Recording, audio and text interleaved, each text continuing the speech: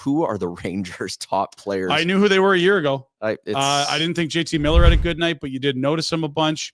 Mika Zibanejad is hard to find out there, which is wild because he had a prorated over 50-goal season a few years ago, and that's rare. Only Hawk and Lube he's the only Swede ever to do it. I was thinking if anyone in the league could do it, it's Zibanejad, a Swede to get 50. You can't find him.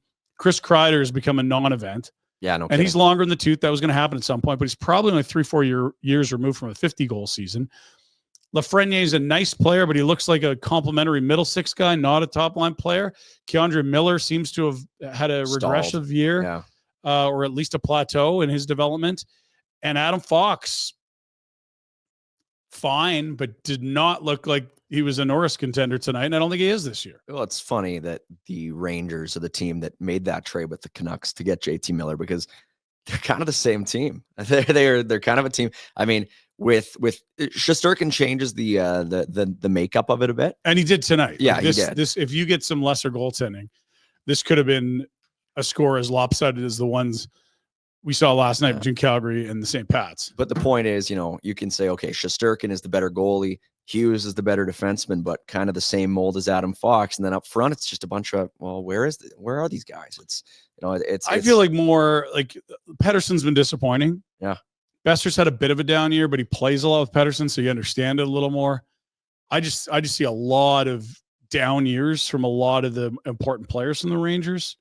And maybe that is the same as Vancouver, but I just think it's to a greater extent. It looks like a team that their give-up meter is broken. Yeah. And that wasn't the Canucks that we saw Wednesday in Calgary, but it might have been the Canucks against Utah on Sunday, although that was their third game in 5 nights. I don't know. I wonder how much of it comes down to Laviolette.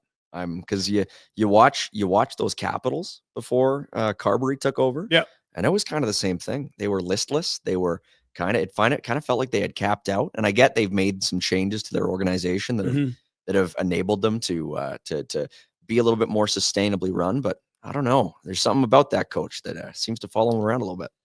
The other thing that we can't ignore is the fact that the owner and the GM, and I don't know how to separate the two, because if, the guy with the shitty cover band that owns the team and MSG says, I'm done with this guy, the GM probably has to do it. And that is kind of the rep of James Dolan, that he's going to let you know how he feels about personnel decisions.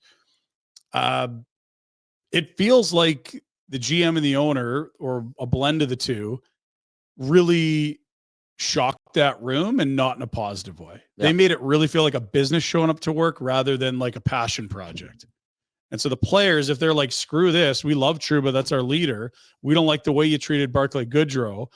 We don't like having, guys with no move clauses, names out in trade rumors.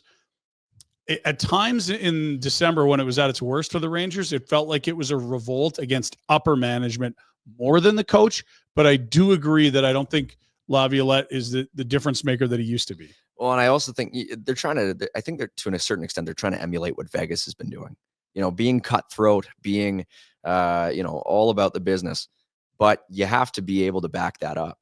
And the Rangers the last few years, they are so far removed from being that team.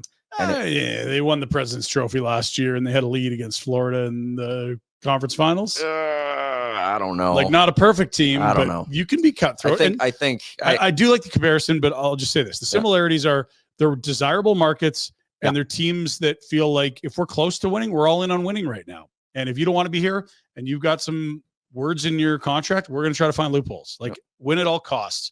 I just think the Vegas players are better at this point. Yeah.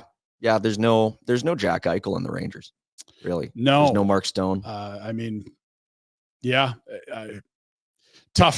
night for the Rangers. They looked awful. We'll move along. Hey guys, thanks for watching. Be sure to check out more of our content right here on the Flames Nation YouTube page. We had a bunch of great long-form interviews. You can check out some videos we've done as well outside of the studio. And of course, if you want more writing or merchandise stuff, flamesnation.ca or nationgear.ca. Appreciate you watching.